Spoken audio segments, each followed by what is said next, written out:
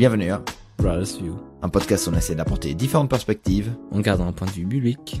Moi c'est Raphaël. Et moi c'est Mickaël. Et pour cet épisode, on a la deuxième partie, le deuxième épisode de politique, société, économie. Et je vais pouvoir vous présenter un peu l'anarchie. Des loulous. Mickaël, on est très fan. C'est les plus grandes vérités que j'ai entendues de ma vie. Et puis, comme vous voyez, grâce à Mickaël, cet épisode sera un peu moins sérieux que le dernier, où Mickaël a dû se retenir pour présenter de manière sérieuse le communisme. Là j'aurais eu trop de hate. Ouais. Mais ça me fait plaisir d'entendre de toi aujourd'hui, Raphaël, ces vérités, les 4 vérités de la vie. Et pas seulement une fois, 2 fois, parce qu'on en a déjà discuté 10 000 fois pendant les vacances. On en a débattu, et puis Mickaël est toujours encore du même avis. Étendu. Exact. Donc, Raphaël, qu'est-ce qu'est l'anarchie? Parce que, alors on en a discuté et tout. Je suis quand même, je vais déjà débuter avec ça, je suis quand même étonné et épaté qu'est-ce que l'anarchie est. Je ne m'attendais pas à ça. Et je pense que beaucoup dans votre tête, vous voyez l'anarchie, vous voyez tout qui brûle, des gens qui se tapent dessus, le vrai Bronx. Mais c'est qu'une partie. Exact. Ça, c'est juste, mais c'est pas vraiment juste. Donc c'est hyper intéressant. Donc, pour ceux qui se disent, oh là là, ça va être du n'importe quoi, écoutez quand même, il y a une partie qui est très intéressante. Alors merci pour cette petite pub. On va commencer du coup. Est-ce que tu as décrit justement le Bronx, le chaos total? Ça ne s'appelle pas l'anarchie, mais on pourrait dire c'est l'anomie. Donc en fait, ça veut juste dire sans ordre.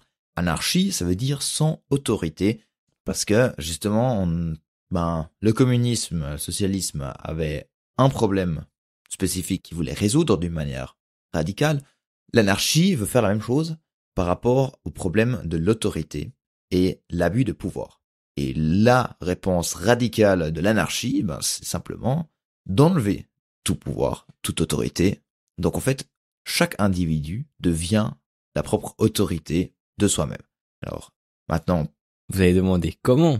Vous n'avez pas encore de réponse. Non, Non. ça fonctionne de manière que sur le bon vouloir de l'humain, parce que ça se base surtout sur les humains qui aiment aider les autres humains, qui sont... Enfin, c'est un humain optimiste pratiquement idéal. Dans un chaos, par exemple un accident, il y a tout d'un coup de l'ordre qui se crée, c'est de l'ordre spontané. Et c'est sur ça que l'anarchie se base. C'est que, oui, il y a du chaos, mais ce chaos est après résolu par un ordre spontané qui fait que, par exemple, quelqu'un va prendre la responsabilité. Donc oui, dans l'anarchie, il y a des responsables, mais cette responsabilité, elle fait son job, elle distribue les rôles pour, toi tu vas appeler l'ambulance, toi tu vas faire les premiers secours, etc. Et dès que la situation, on n'a plus besoin, le responsable disparaît. L'autorité disparaît. C'est pas une autorité qui reste, qui est perpétuée, ou qui a été décidée, mais c'est une autorité qui sort en fait du besoin et en fait n'est pas récompensée, donc la personne ne devrait même pas, on va pas recevoir de l'argent ni même de la reconnaissance. C'est là où c'est très de manière je dois le faire parce que la situation on a besoin et je sais que je vais pas être récompensé. Donc c'est là la question, est-ce que ça va fonctionner? Est-ce que c'est quelque chose qui peut exister? Et les anarchistes diraient oui. Alors, quand on parle aussi d'anarchie, comme au socialisme, il y a aussi différents types d'anarchie, de comment c'est interprété. Là, je vous ai juste raconté un peu qu'est-ce que c'est la base, dans le sens où on enlève toute autorité et il y aura de l'ordre spontané. Mais cet ordre peut être représenté de différentes manières, peut être interprété aussi de différentes manières.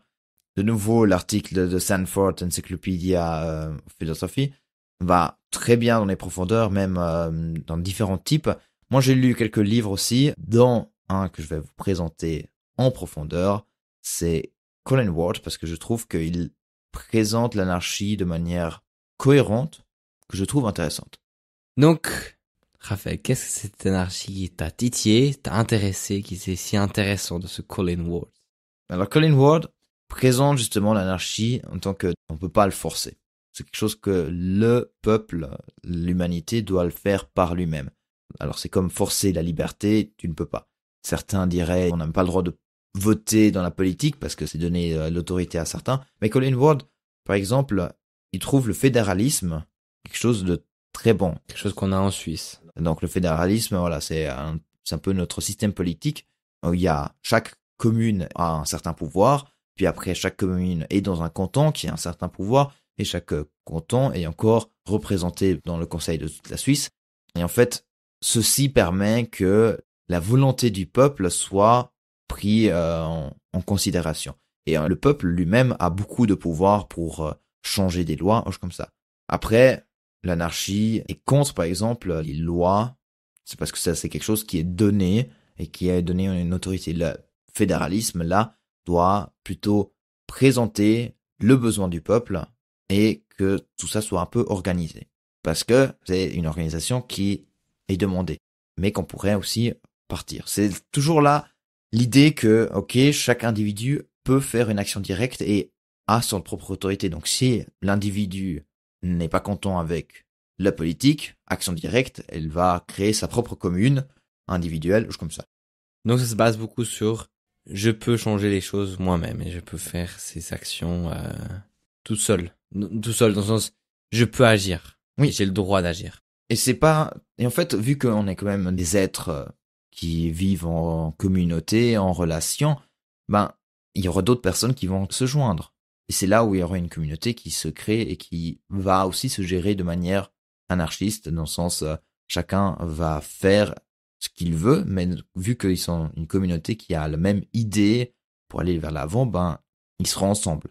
Donc ça c'est une idée. L'autre concept que Colin Ward dit aussi, c'est que l'harmonie vient à travers la diversité. C'est contre le communisme par exemple. Alors il y a certains anarchistes qui lient tout ça avec le communisme, mais Colin Ward là, il dit il faut pas centraliser. Le but c'est en fait de diversifier, c'est que la diversification puisse en fait gérer les problèmes, les besoins qui surviennent. Donc c'est comme la main invisible du capitalisme. En fait, ça se gère à travers le besoin des gens. Puis le but c'est vraiment d'être tellement individualiste que le fédéralisme, l'avantage c'est que dans ta ville, dans ton village, tu aies des initiatives qui concernent que toi. Choses qui concernent que toi et que pas le canton d'à côté a décidé pour toi. C'est ça. Non, c'est vraiment le but de aller au plus petit groupement possible pour avoir les décisions qui en aient besoin. Mais ça veut dire aussi que cette société, elle est bien différente de ce qu'on a là en tête. Parce que par exemple, les avions, c'est quelque chose qui est beaucoup trop centralisé. Donc Colin Ward dirait, en fait, il imagine pratiquement des petites communautés de villages.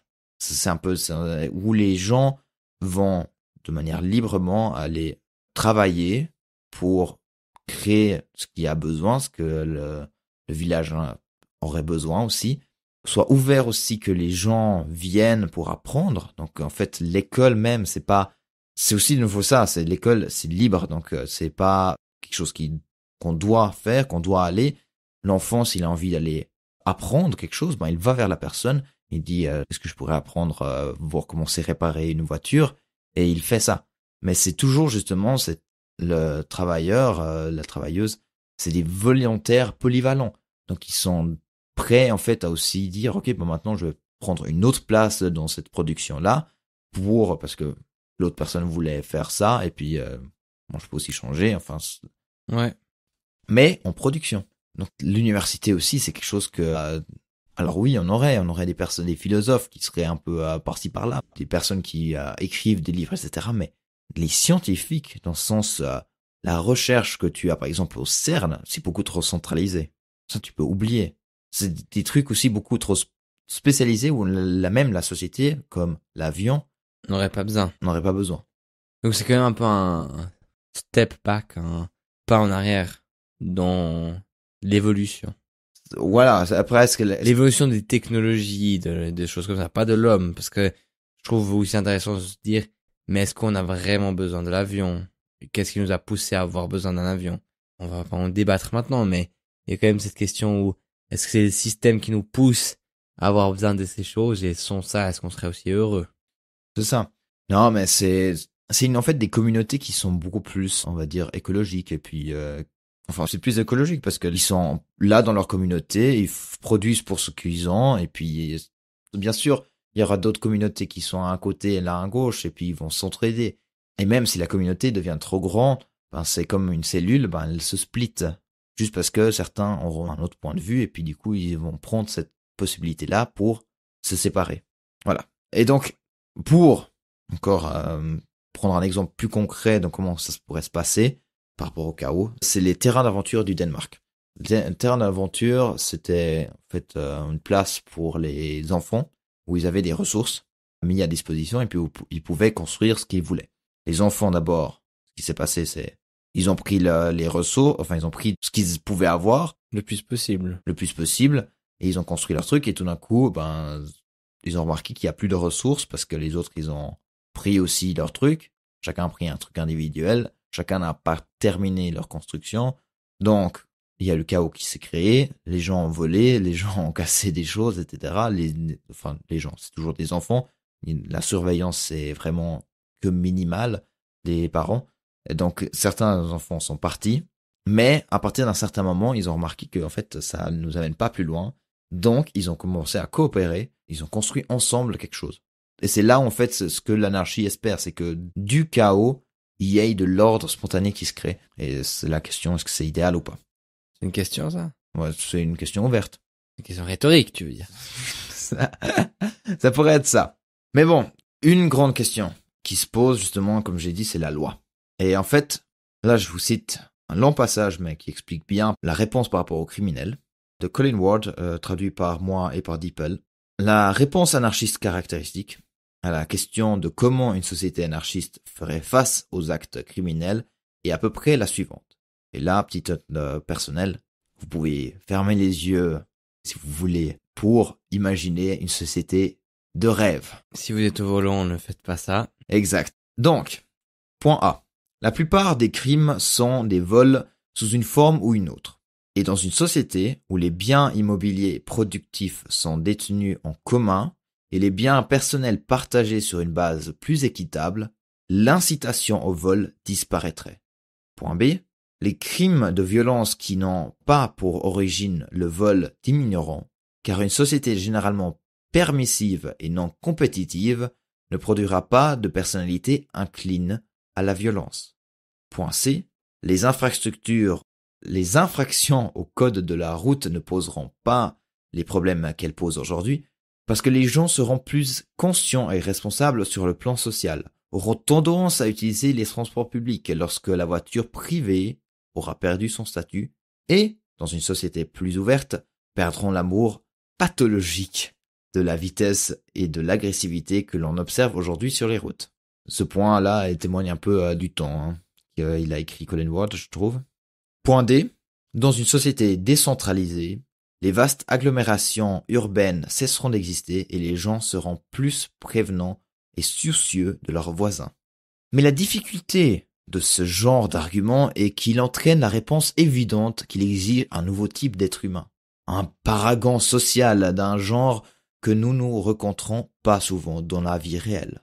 Non, répond l'anarchiste, il faut un autre type d'environnement humain. Celui que nous cherchons de construire. Alors, voilà, ça c'est un peu l'image idéale. Mais, ouais, vu que la loi n'existe plus, la justice doit justement venir par l'engagement de communauté. Et puis, ça c'est dans le livre What About Rapists, où il propose plusieurs solutions, et puis la solution que je trouve la plus proche de ce qui pourrait se passer, et puis aussi de ce que Colin Ward a décrit, ce serait soit la réconciliation ou l'expulsion. Donc, soit la personne criminelle, il est réconcilié dans la communauté, soit elle est expulsée de la communauté. Mais pour les gens qui se disent, ouais, on aurait quand même besoin de la police, ce qui est fou, c'est que on n'a pas besoin de policiers pour que il n'y ait pas de crime qui se passe. Donc, en fait, les gens ont quand même une certaine morale intérieure ou une réputation, en fait, aussi, où ça suffit, en fait, que d'autres personnes soient présentes, que le crime ne soit pas fait. Par exemple, si quelqu'un voudrait voler quelque chose d'une autre personne dans un train, il va pas le faire si une autre personne est à côté dans le même compartiment. Oui, effectivement. Je trouve que c'est très optimiste. je comprends la critique aussi par rapport aux prisons, etc., qu'il faut aussi trouver une solution comment on peut gérer les criminels. Mais à la fin, il y a quand même encore des personnes qui feront du mal et ils ont fait du mal dans l'histoire. Voilà, vous avez écouté le monologue de Raphaël Monnier sur l'anarchie. L'utopiste. L'utopiste. Non, c'est... Par où commencer? Comme je disais, je trouve hyper intéressant le fait que oui, par exemple, un accident, ça m'est jamais réalisé. On dit aussi, dans l'économie, qu'il faut surmanage des choses et on crée trop de rôles et trop de processus et trop de nanani, ça doit être comme ça, comme ça. Ou en fin de compte, on oublie que l'homme est très spontané et sait s'autogérer très bien avec les autres. Comme tu dis, on est des gens qui vivent en communauté et on n'a pas besoin de tout le temps quelqu'un qui rappelle un cadre. Et je pense qu'il y a quand même des vrais faits dans le sens où si on se connaît plus, si tu connais plus la communauté, t'as tout une autre façon de vivre avec eux où t'es aussi beaucoup plus bienveillant et tout. Mais c'est vrai que c'est une grande question sociétaire de se dire est-ce que c'est ok qu'on n'ait plus des avions par exemple. Maintenant aujourd'hui tu dis ça, c'est la pire idée de faire ça, d'enlever les avions et les bateaux et tout ça, mais c'est quelque chose de hyper intéressant de se dire mais pourquoi on a besoin de tout ça et est-ce qu'on est sur le bon chemin avec ça? Ouais, c'est ça. Je pense que l'anarchie, justement, essaye de redonner en fait la responsabilité et aussi l'autorité aux gens. De dire que eux-mêmes, ils ont aussi du pouvoir, un rôle, et qu'ils peuvent prendre ça entre les mains. Mais oui, je pense qu'on a besoin des fois de l'ordre, et oui. Mais est-ce que l'anarchie pourrait créer un ordre permanent? Je ne crois pas. Je crois que c'est même plutôt logique que, en fait, c'est à travers plusieurs chaos que de l'ordre spontané vient, et puis en fait, on essaye ainsi d'aller dans une société idéale. Mais, ouais. Ouais. Moi, je pense que c'est surtout ça la grande critique que j'ai, c'est que l'humain qui est de plus en plus trop chargé, bon, oui, après on parlerait dans un autre système, mais qui est tellement surchargé, qui a trop de choses à réfléchir et trop de changements, est-ce qu'il arriverait à tenir ces chaos qui sont souvent? Mais c'est parce qu'on est dans un monde capitaliste, tu sais. Oui, je sais, c'est la réponse de tous les gens qui vont te dire, c'est qu'on est dans la pression et tout ça, mais tu vois, est-ce que tout humain est fait pour une stabilité pas garantie? Parce que c'est quand même une stabilité qui n'est jamais garantie. Je veux dire, ça peut retomber en chaos et tout le monde peut se retaper dessus parce que on n'a plus de ressources. Mais bon, justement, c'est là où c'est optimiste et pas tout le monde peut le faire. Tu avais parlé des gens qui sont à l'AI, ben, ils ont besoin d'un cadre, ils ont besoin d'un ordre. Ouais, c'est là où justement l'anarchiste est très optimiste et dirait mais la communauté prend ça en charge. Oui, et je pense que c'est peut-être pas faux, mais je pense que c'est plutôt le fait que, par exemple, une personne qui est sous le spectre autistique, le changement, c'est quelque chose qui a beaucoup de peine. Donc, comment tu vas lui expliquer que sa communauté va toujours changer, puis il y a plein de gens qui vont venir et vont partir? Après, est-ce qu'il y a des gens autistiques dans un monde comme ça, ou est-ce que c'est le système qui a fait que c'est des gens comme ça? Non, ça je pense pas. Ça, je pense pas non plus. Puis je pense que c'est hyper difficile, parce qu'il y a des gens qui ont des besoins tellement spécifiques que même dans le système aujourd'hui, on n'arrive pas à subvenir à tous les besoins de chacune qui sont si spécifiques. Ouais. Et puis pour aussi tous les exemples que les anarchistes racontent dans l'histoire. Alors déjà, il y a la Révolution espagnole où il y a eu un petit moment d'anarchie, mais il y a aussi un moment de chaos et puis aussi de meurtre envers le clergé. Bakounine, qui est un des pères de l'anarchie, a craché sur l'autorité religieuse. Ce qui est logique justement parce que c'est une autorité, mais en même temps, voilà, il y a aussi l'anarchiste Jacques Ellul qui est chrétien et qui dit que le christianisme est principalement anarchiste.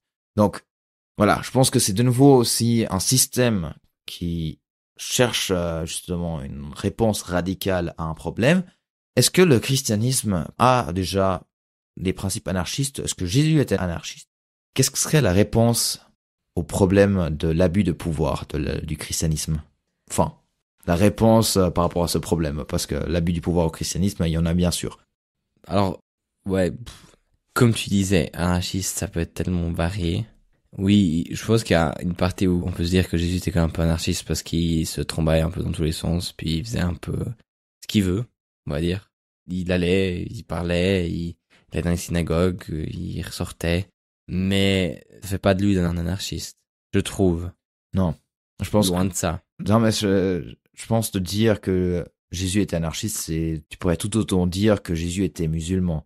Juste parce que Jésus respecte certaines lois musulmanes, ça ne fait pas de lui un musulman, parce que déjà l'islam est venu plus tard, et puis la même chose pour l'anarchie. Juste parce que Jésus avait quelques principes anarchistes, ça a fait qu'il soit directement anarchiste. Puis il acceptait l'autorité.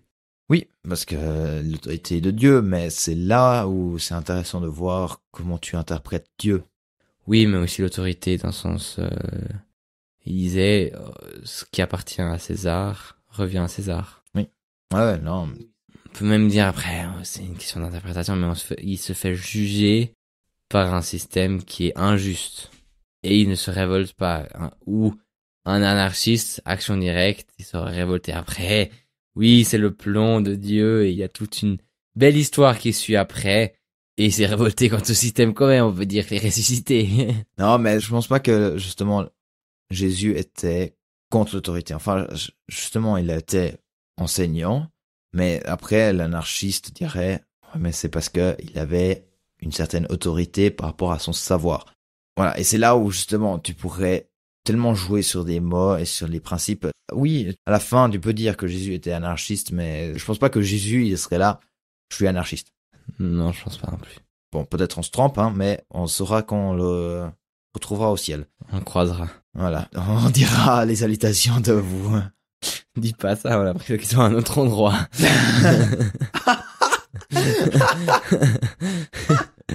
On dira les salutations de vous, comme ici, ils seront pas dans nos auditeurs. Je sais pas, peut-être ils seront morts avant. Hein. Ils seront à une place particulière parce qu'ils nous ont écoutés. Exact. Bon, peut-être la question, qu'est-ce que c'est la réponse chrétienne envers l'abus du pouvoir et l'autorité? C'est deux aspects. Hein. Moi, je pense, c'est une pensée qui me vient spontanée un peu comme ça, mais les gens qui sont persécutés, ils vivent l'abus de pouvoir. Et on a eu ce podcast avec Marc qui disait, eux, ils croient et ils pensent au moment où Jésus va juger. Et en gros, ils redonnent le pouvoir à Dieu. Et je pense que, en tant que chrétien, c'est peut-être aussi ça, c'est de pas prendre le pouvoir sur soi, mais de redonner le pouvoir à Dieu et dire, lui jugera malgré le système qui est injuste actuel. C'est une interprétation très lointaine. Hein. Non, ça fonctionne pas mal. Hein. Tu pourrais même dire Nahum serait complètement d'accord avec ça. Donc le prophète Nahum qui dit que Dieu est un vengeur, mais dans le sens c'est que lui amène la justice divine. Donc en fait tu redonnes le fait que tu sois traité injustement à Dieu. L'anarchiste dirait là que c'est une action indirecte. Parce que tu redonnes, tu ne fais pas toi-même le truc.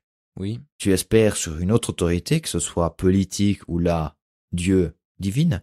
Mais je trouve que, d'une certaine manière, les chrétiens persécutés, vu qu'ils ne peuvent pas, je pense aussi, c'est une question de pas pouvoir. Oui. Tu peux pas changer, tu peux prendre ton autorité et puis partir. Ouais, mais même ça, c'est difficile aussi. C'est ça, mais à la fin, tu restes avec ta famille, tu as quand même une communauté. Mais c'est aussi leur choix. C'est là où vous voyez un peu les jeux de mots qu'on peut avoir, la question de définition de comment tu décris la situation. Tu peux dire oui, ils font de l'action directe. C'est anarchiste qu'ils prennent eux-mêmes l'autorité, qu'ils fassent quand même des réunions comme ça. Et tu peux aussi dire que c'est de l'action indirecte, du coup pas anarchiste, d'espérer que Dieu amène la justice pour eux. Mais donc l'autorité, est-ce que c'est quelque chose qu'on devrait défier?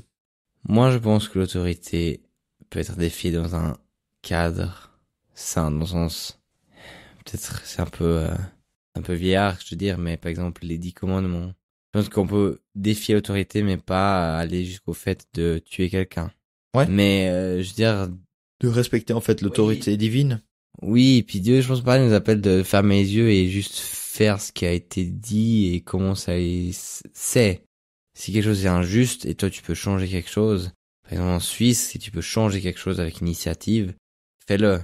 Après c'est pas défier l'autorité, on va dire, mais se mettre, Si on prend un exemple très dans l'extrême, est-ce qu'on aurait dû, ou est-ce que les chrétiens auraient dû, historiquement ils n'ont pas fait, mais dû défier Hitler?